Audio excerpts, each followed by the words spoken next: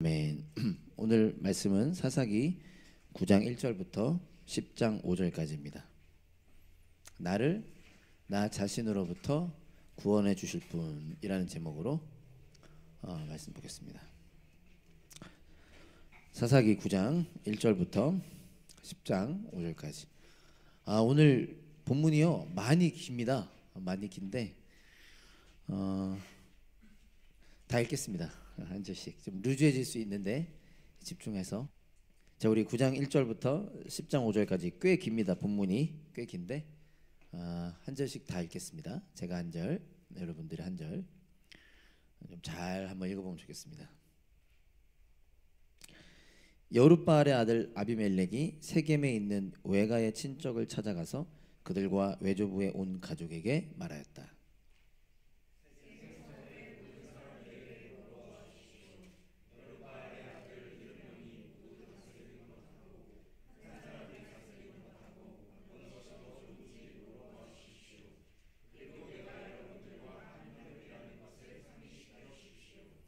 그의 외가 친척이 그의 부탁대로 세겜 성읍의 모든 사람에게 그가 한 말을 모두 전하니 그들의 마음이 아비멜렉에게 기울어져서 모두 그는 우리의 혈육이다 하고 말하게 되었다.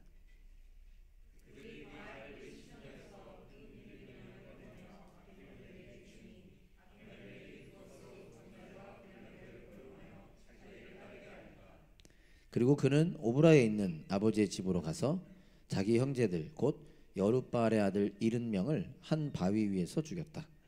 그러나 여룻바알의 막내 아들 요담만은 숨어 있었으므로 살아남았다.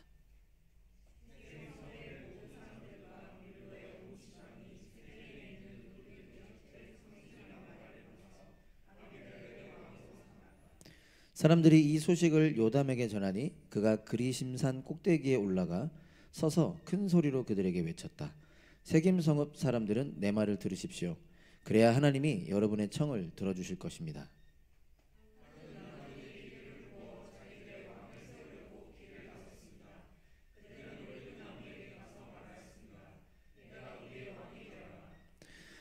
그러나 올리브 나무는 그들에게 대답하였습니다. 내가 어찌 하나님과 사람을 영화롭게 하는 이 풍성한 기름 내는 일을 그만두고 가서 다른 나무들 위에서 날뛰겠느냐.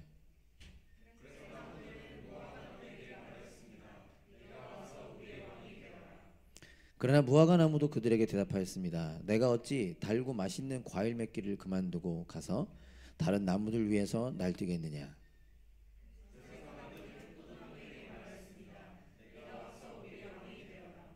그러나 포도나무도 그들에게 대답하였습니다. 내가 어찌 하나님과 사람을 즐겁게 하는 포도주 내는 일을 그만두고 가서 다른 나무들 위에서 날뛰겠느냐.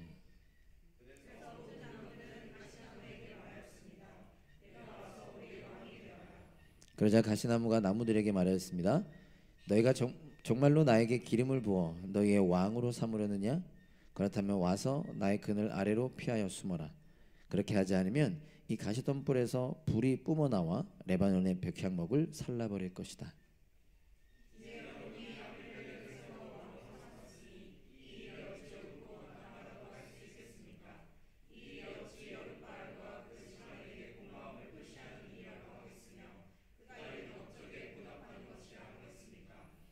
나의 아버지가 여러분을 살리려고 싸웠으며 생명을 잃을 위험을 무릅쓰고 여러분을 미디안 사람들의 손에서 구하여 내지 않았습니까?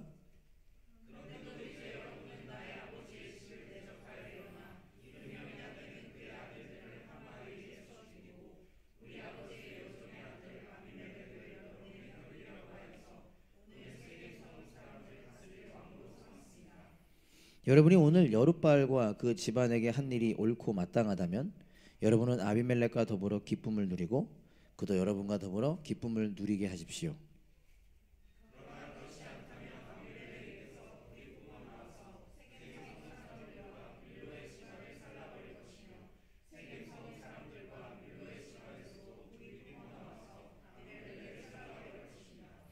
요담은 도망하여 부엘로 가서 피하였다. 그는 자기의 형 아비멜렉이 두려워서 거기에 머물러 살았다. 그때에 하나님이 악령을 보내셔서 아비멜렉과 세겜 성읍 사람들 사이에 미움이 생기게 하시니 세겜 성읍 사람들이 아비멜렉을 배반하였다.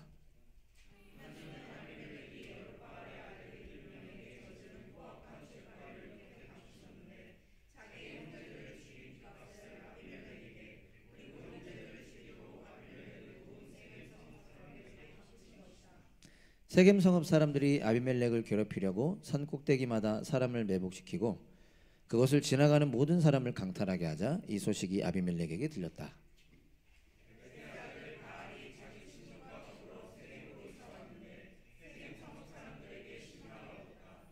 마침 추수 때가 되어 세겜 성읍 사람들은 들로 나가 그들의 포도원에서 포도를 따다가 포도주를 만들고 잔치를 베풀었다. 그들은 신전에 들어가 먹고 마시면서 아비멜렉을 저주하였다.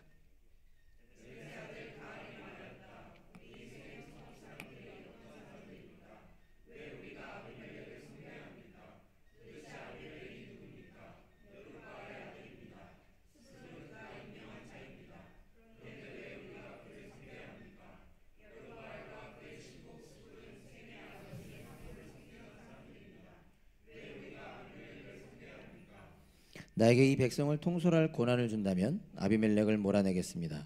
그리고 아비멜렉에게 군대를 동원하여 나오라고 해서 싸움을 걸겠습니다.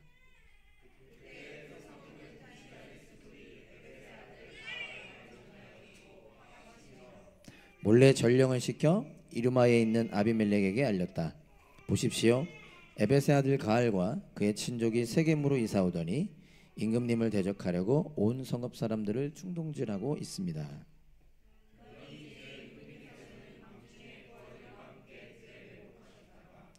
아침 일찍 동틀녘에 일어나서 성읍을 기습하시는 것이 좋을 듯합니다. 가알이 그의 무리를 이끌고 나올 때를 기다렸다가 그들을 습격하십시오.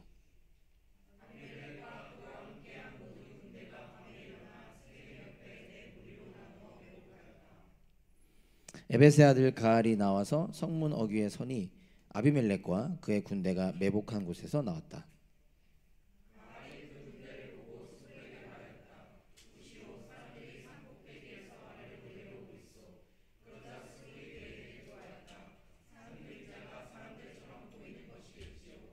다시 가알이 말하였다. 보시어 사람들이 높은 지대에서 내려오고 또 한때는 무오느님 상수리 나무 쪽에서 내려오고 있어.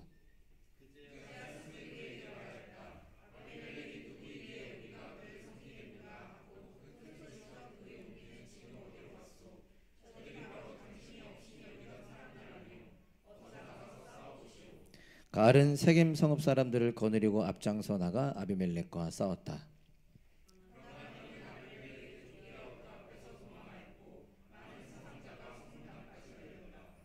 아비멜렉은 아루마로 돌아가고 스불은 가알과 그의 친족을 쫓아내서 세겜에서 살지 못하게 하였다.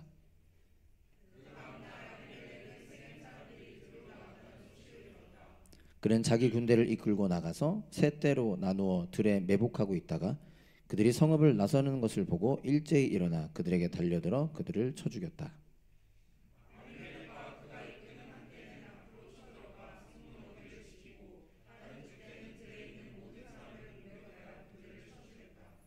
아비멜렉은 그날 종일 그 성읍 사람들과 싸워 그 성읍을 점령하였다.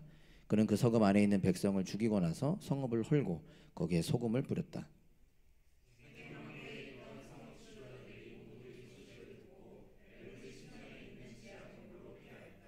아비멜렉은 세겜 망대에 있던 사람들이 모두 지하 동굴에 모여 있다는 소식을 들었다.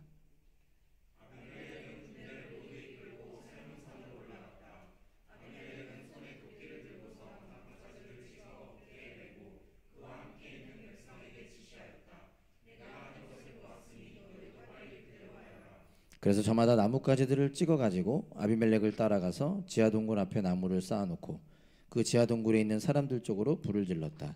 이렇게 해서 세겜 망대에 있던 성읍 사람들도 모두 죽었는데 죽은 남녀가 1000명쯤 되었다.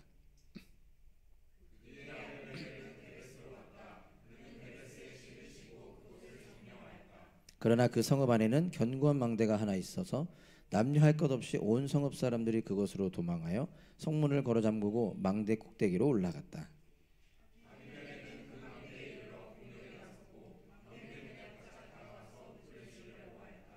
그러나 그때에 한 여인이 맷돌 윗짝을 아비멜렉의 머리에 내리던져 그의 두개골을 부숴버렸다.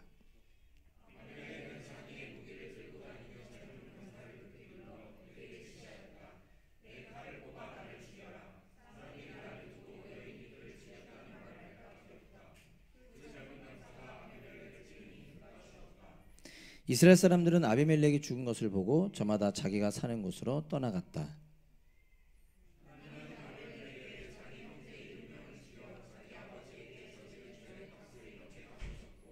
또 세겜 사람들의 죄악도 그들에게 모두 갚으셨다. 여룻바알의 아들 요담의 저주가 이렇게 그들에게 그대로 이루어졌다.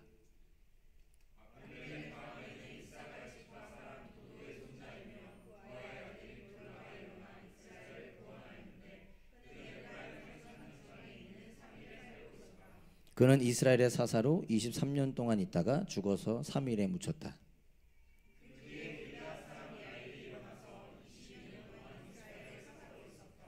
그에게는 아들이 30명이 있었는데 그들은 30마리의 나귀를 타고 다녔고 성읍도 길르앗 땅에 30개나 가지고 있었다. 그 성읍들은 오늘날까지도 하봇 야일이라 불린다. 아멘. 수고하셨습니다. 졸리시나요? 예, 고민을 좀 했는데 그래도 한번 좀 읽으면 좋을 것 같아서 그래서 오늘과 다음 주 두 번에 걸쳐서 오늘 본문을 잠깐 여러분들과 좀 나누려고 합니다. 우리 한 번 더 기도하고 말씀 같이 보겠습니다. 하나님 아버지, 예배 가운데 말씀 나눌 수 있음에 감사드립니다. 말씀을 통해 하나님의 마음 또 하나님의 뜻을 알기 원합니다.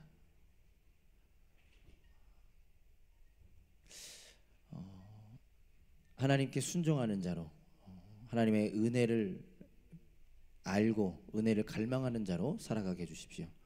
감사합니다. 예수님의 이름으로 기도합니다. 우리 함께 오늘도 고백해 봅시다. 우리에게 평화의 왕이 오셨습니다. 왕의 말씀에는 능력이 있습니다. 말씀이 우리를 변화시킵니다. 여러분 오늘 본문 좀 이해가 되셨나요? 이렇게 머릿속에 들어오셨나요? 오늘 본문은 참 끔찍한 이야기죠. 여러분들이 어떻게 읽으셨나 모르겠지만 서로 죽고 죽이는 끔찍한 이야기, 어쩌면 참 형편없어 보이는 이야기입니다. 오늘 그리고 신기한 건요, 이러한 형편없는 이야기를 사사기 저자는 아주 자세하게 길게 기록하고 있다는 것입니다. 우리가 한번 좀 들어보셔서 아시겠지만 성경에 기록할 게 너무나 많음에도 불구하고 다 기록할 수 없는 것이 안타깝다라고 표현되고 있는데도 불구하고 오늘 이 사사기 9장은 참 형편없는 이야기임에도 불구하고 아주 자세하게 상세하게 기록되어 있다라는 사실입니다. 우리에게 무엇인가를 말씀하기를 원하시는 거겠죠. 그래서 오늘과 다음 주에 걸쳐서 조금이나마 우리에게 무엇을 말씀하시는 걸까 좀 알기를 원하는데요. 오늘 본문의 핵심 중에 하나는 바로 이것입니다. 기드온의 아들 아비멜렉의 이야기인데요. 이 아비멜렉이 스스로 왕이 되려고 했다는 것입니다. 여러분들 아시죠? 누가 왕이시죠? 하나님이 왕이시죠. 하나님만이 왕이시죠. 하나님이 왕 되실 때 우리는 참 행복을 누릴 수 있고 참 평화를 누릴 수 있습니다. 그런데 오늘 본문에 나오는 아비멜렉은 그 하나님을 왕으로 고백하는 것이 아니라 자신이 왕이 되려고 한다라는 사실입니다. 기드온의 이야기를 기억하실지 모르겠는데요. 기드온과 이렇게 비교가 됩니다. 그래도 기드온은 훌륭한 용사였잖아요. 이스라엘을 구원한 사사였잖아요. 그 미디안으로부터 구원하지 않았습니까? 그러니까 사람들이 왕 되어 달라고 부탁했어요. 그리고 기드온은 왕이 되기를 거절합니다. 저는 이것이 진심이었을 거라고 생각하고요. 그러나 그 진심과 다르게 기드온은 왕이 되기를 거절했지만 점점 왕이 되어 갔고 왕처럼 살아갔죠.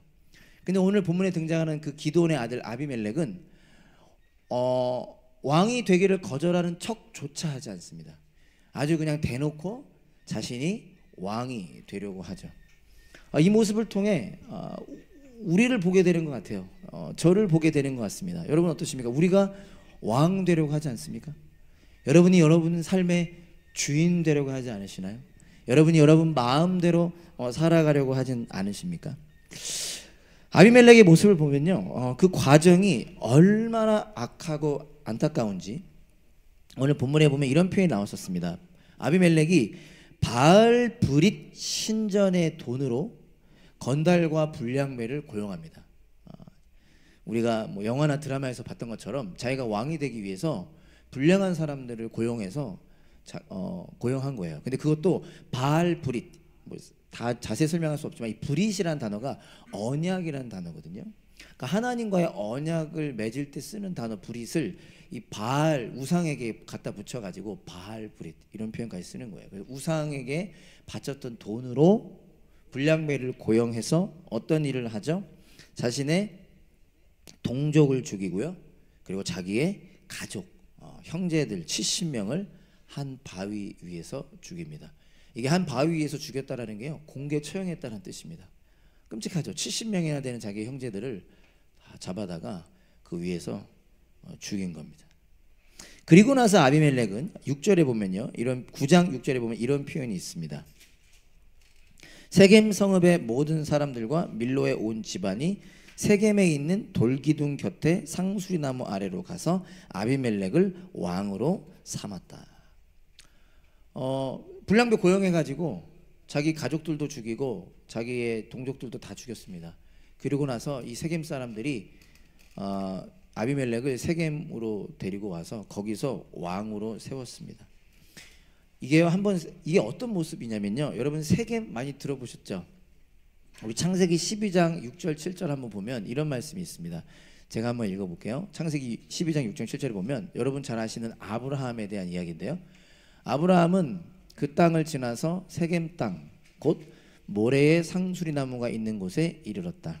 그때 그 땅에는 가나안 사람들이 살고 있었다. 주님께서 아브라함에게 나타나셔서 말씀하셨다.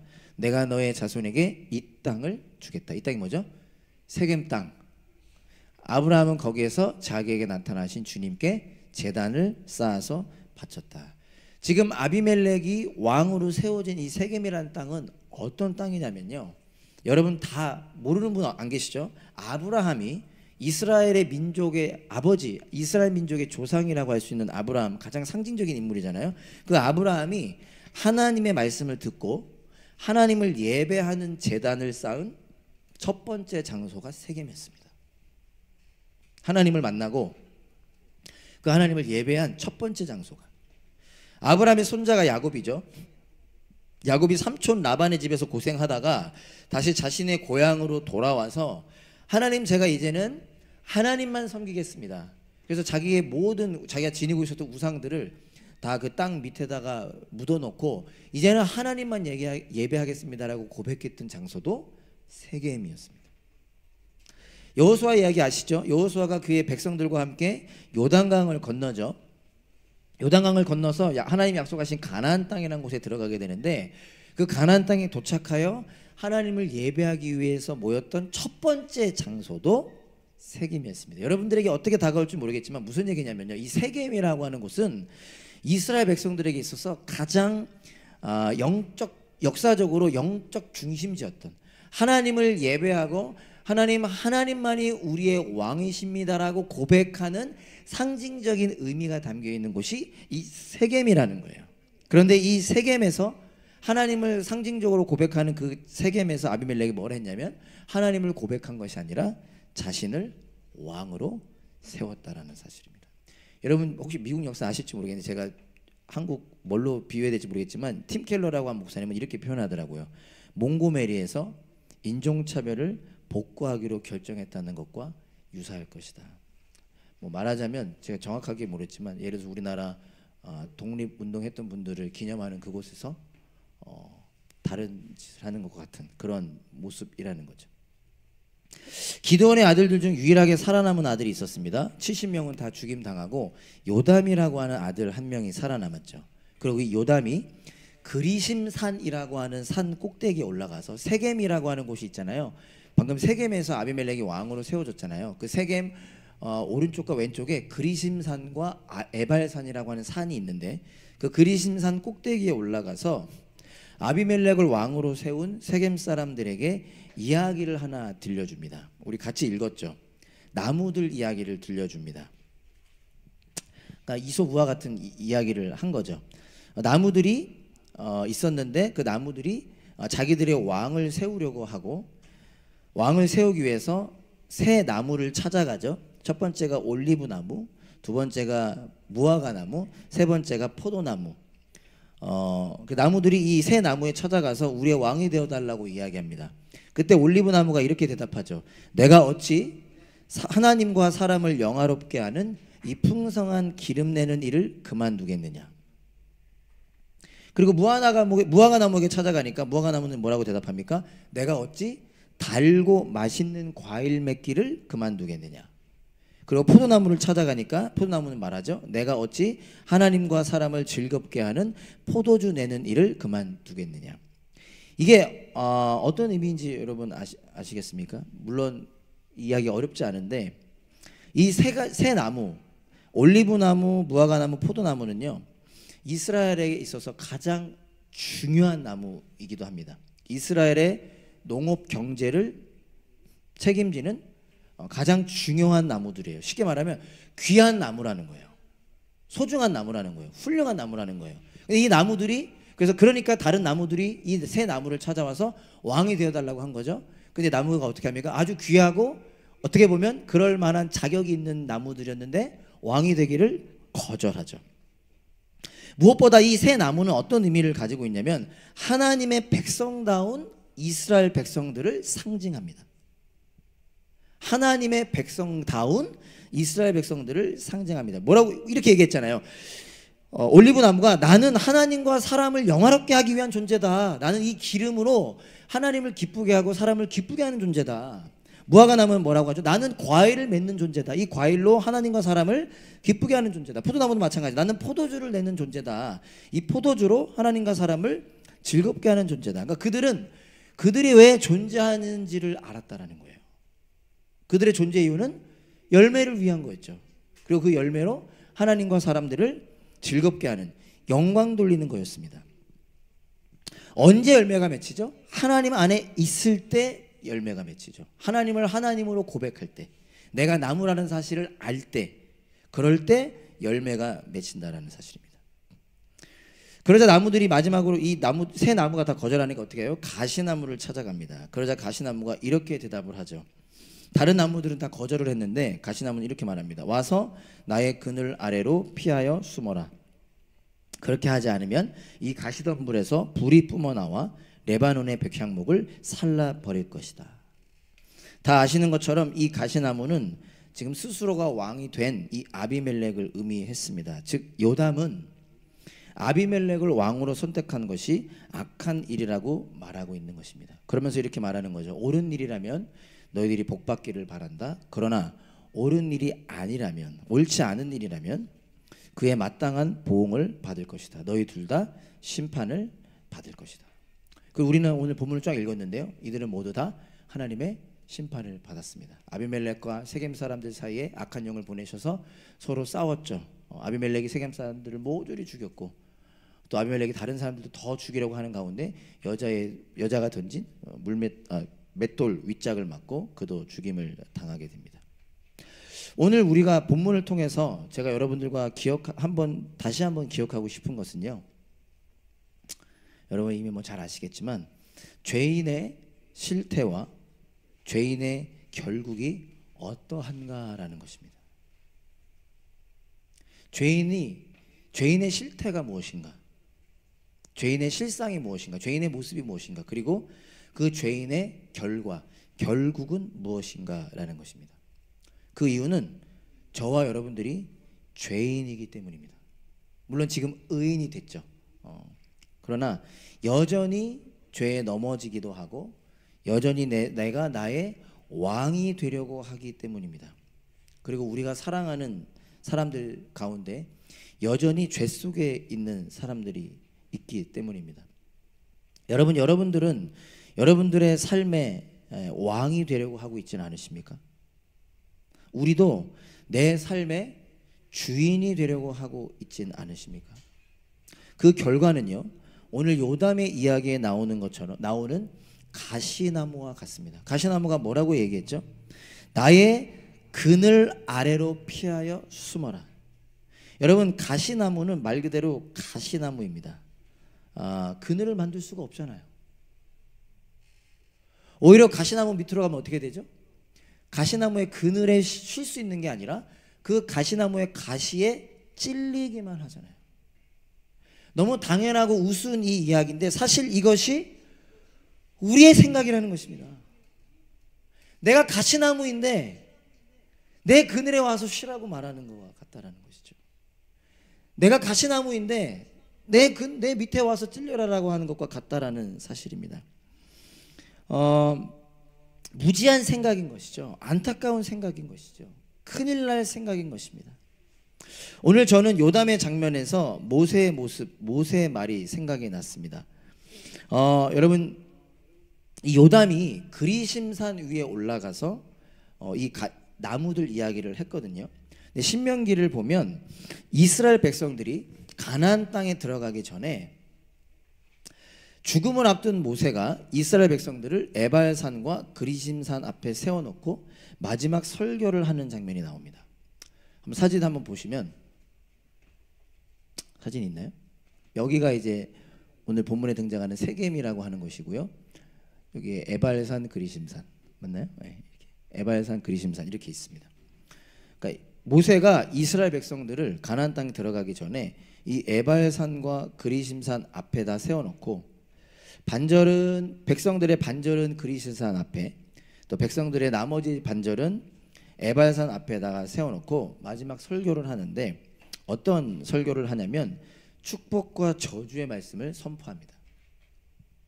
그래서 모세가 이런 말을 하는 거예요. 여러분들이 이제 가나안 땅에 들어갈 건데, 가나안 땅에 들어가서 하나님께 순종하면 여러분들이 복을 받을 것이고, 여러분들이 하나님께 순종하지 않으면 저주를 받을 것입니다 라는 말을 모세가 합니다.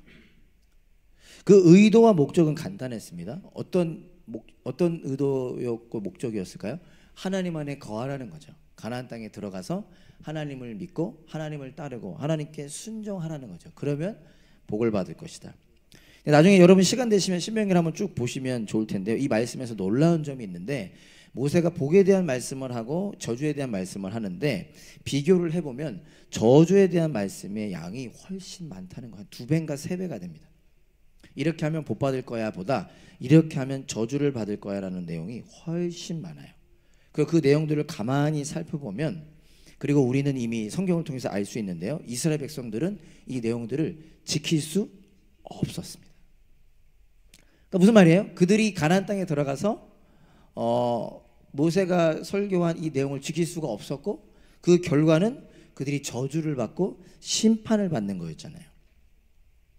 그럼 어떻게 해야 됩니까? 그 저주와 심판을 어떻게 해야 됩니까? 성경은 말하기를 그래서 예수님께서 오셨다라고 말하는 것입니다. 죄인이 피할 수 없는 저주와 심판을 예수님께서 감당하셨다라고 성경은 이야기하고 있는 것이죠. 예수님께서 화목 제물, 하나님과 우리를 화해시키시는 제물이 되셔서, 대신 저주 받는 자가 되셔서, 원래는 이스라엘 백성들이 저주 받아야 되거든요. 원래는 우리가 저주를 받아야 되는데 예수님께서 대신 저주 받는 자 되셔서 그 죄인의 죄를 해결하시고 용서하셨고, 그 죄인이 하나님의 자녀가 될 수 있는 길을 만들어 놓으셨다라고 성경은 기록하고 있는 것입니다. 이 똑같은 장소에서요, 여호수아는 이런 고백을 합니다. 여호수아 24장 14절 15절을 보면요, 우리 한번 같이 읽어볼까요? 시작. 이렇게 말씀하셨으니 당신들은 이제 주님을 경외하면서 그를 성실하고 진실하게 섬기십시오. 그리고 여러분은 여러분의 조상이 강 저쪽의 메소포타미아와 이집트에서 섬기던 신들을 버리고 오직 주님만 섬기십시오. 주님을 섬기고 싶지 않거든 조상들이 강 저쪽의 메소포타미아에서 섬기던 신들이든지, 아니면 당신들이 살고 있는 땅 아모리 사람들의 신들이든지, 당신이 어떤 신들을 섬길 것인지를 오늘 선택하십시오. 나와 나의 집안은 주님을 섬길 것입니다. 이 모세가 축복과 저주의 말씀을 했던 이곳에서 세월이 지난 후에 여호수아는 이런 말을 한 것입니다. 나와 나의 가족은, 나의 집안은 주님만을 섬길 것입니다. 저한테 이렇게 다가오더라고요. 모세가 복과 저주에 대한 말씀을 선포했는데 여호수아는 이것이 무엇인지를 알았던 것입니다. 하나님 안에 거한다는 것이 무엇인지, 하나님 안에 거하는 자에게 오는 은혜와 복이 무엇인지. 그래서 고백하는 거죠. 그도 그의 말년이죠. 그의 죽음을 앞두고 나와 나의 집안은 주님만을 섬기겠습니다. 사사기 저자는 요담의 말을 통해서 저를 비롯하여 책의 독자들로 하여금 이 책을 읽는, 사사기를 읽는 사람들로 하여금 모세와 여호수아의 말을 떠올리게 하는 것 같습니다. 사랑하는 여러분, 혹 스스로 왕이 되고 싶으십니까? 그 길은 멸망의 길입니다. 가시나무 밑에 가시나무의 그늘에 피하겠다고 가시나무 밑에 피하는 것과 마찬가지입니다. 그러니 돌이키십시오. 그리고 참 평화의 왕, 유일한 왕께로 오십시오라고 말하고 있다는 것입니다. 오늘 본문의 마지막 부분에는 사사 돌라의 이야기가 나옵니다. 10장 1절 2절인데요. 제가 본문을 여기까지 선택한 이유가 10장 1절 2절을 보면 이렇게 선포됩니다. 아비멜렉 다음에는 이사갈 지파 사람 도도의 손자이며 부하의 아들인 돌라가 일어나 이스라엘을 구원하였는데 그는 에브라임 산간 지방에 있는 사밀에 살고 있었다. 그는 이스라엘 사사로 23년 동안 있다가 죽어서 사밀에 묻혔다. 아비멜렉의 이야기가 끝이 아니었습니다. 아비멜렉이 스스로 왕이 되고자 하여 자기의 민족을 죽이고 자기의 가족을 죽이고 또 서로 싸워서 피비린내 나는 일을 했던 것이 끝이 아니라요. 이렇게 온 이스라엘이 총체적으로 죄 가운데 있었음에도 불구하고 하나님께서는 그들을 포기하지 않고 또다시 새로운 사사를 세워주십니다. 그 이름이 돌라였던 것이죠. 여러분, 사사기를 처음 시작하면서 제가 했던 말 기억하십니까? 하나님은 은혜를 받을 자격이 없고 은혜를 구하지도 않고 은혜로 구원받은 후에 감사할 줄도 모르는 사람들에게 끊임없이 은혜를 베푸신다. 하나님께서는 계속해서 은혜를 베푸신다라는 사실입니다. 특이한 점이 한 가지 있습니다. 다른 모든 사사들의 이야기를 보면 이스라엘을 무엇으로부터 구원했다라고 기록합니다. 나중에 한번 다 보시면요. 예를 들어서 어떤 사사가 이스라엘을 미디안으로부터 구원했다. 가나안 왕 야빈으로부터 구원했다. 이렇게 기록되고 있는데 오늘 10장 1절에 나오는 사사 돌라와 관련해서는 그런 말이 없습니다. 이렇게 그냥 표현됐죠. 아비멜렉 다음에는 이사갈 지파 사람 도도의 손자이며 부하의 아들인 돌라가 일어나 이스라엘을 구원하였다. 돌라가 일어나 누구로부터 이스라엘 구원했다라고 기록하지 않고요. 그냥 이스라엘을 구원하였다라고 이야기합니다. 그러면 우리는 생각해 볼 수 있겠죠. 누구로부터 구원했다라는 말일까요? 이스라엘 백성들이 누구로부터, 이 사사 돌라가 이스라엘 백성들을 누구로부터 구원했다는 말일까요? 이스라엘 백성들이 누구로부터 구원을 받아야 했다는 말일까요? 사사 돌라는 이스라엘로부터 구원했습니다. 이스라엘은 이스라엘 자신들로부터 구원받아야 했던 것입니다. 무슨 말인지 이해되시나요? 우리가 우리의 인생을 책임질 수가 없습니다. 우리 안에 선한 것 하나 없습니다. 그런 우리로부터 우리를 구원하셨다라는 사실이죠. 사랑하는 여러분, 말씀을 마치면서요, 우리 자신에게는 아무런 소망이 없다라는 사실을 기억합시다. 착각하지 마십시오. 그렇다고 자책하지도 마십시다. 우리에게 평화의 왕이 오셨기 때문입니다. 우리를 우리 자신으로부터 구원해 주실, 우리를 우리의 실패와 우리의 욕심으로부터 구원해 주실, 우리가 받을 저주와 심판으로부터 우리를 구원해 주실 예수님이 오셨습니다. 그리고 이 예수님께서 지금도 우리의 왕, 우리의 목자, 저와 여러분들의 삶의 왕 되시며 목자 되시는 것이죠. 그분을 따라가며 살아가는 저와 여러분 될 수 있기를 간절히 소망합니다. 우리 같이 찬양하실까요?